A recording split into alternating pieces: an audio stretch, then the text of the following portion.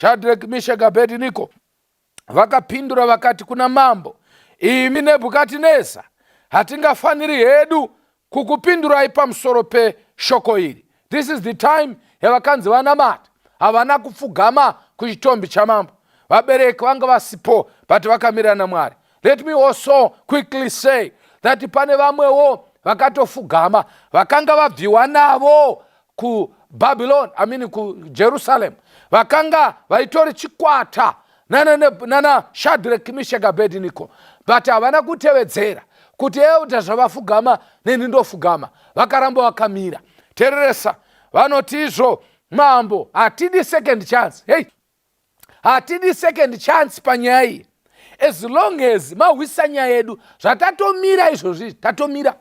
Chandiri kuona apa ndechekuti vakomana ava vari kuti upenyu huno kunyange tikapiwa another 1000 years yekuti tipiwe mukana wekuti tinamate Satani, hatinamate.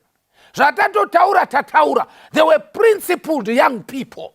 I pray that pave nevakomana nevasikana vari principled, vanomira pamhiko dzavo, vasingatsukuduki, vanoti kana kuchida kutotibvisa pano noti vaine katapira kudzura nemidzi. Handibve pana Mwari, handibvisiwi nemukomana, handibvisiwi neice cream, handibvisiwi nepizza. Ndinomira naJehovha, handibvisiwi nekulikidzigwa kuti uchandiramba. Kana wandiramba nekurambwa naMwari, ndinomira naJehovha.